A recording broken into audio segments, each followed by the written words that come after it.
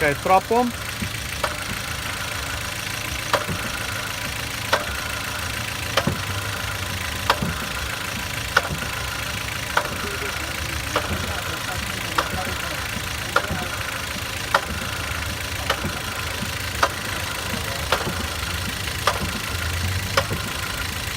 Okay, sit die kar af.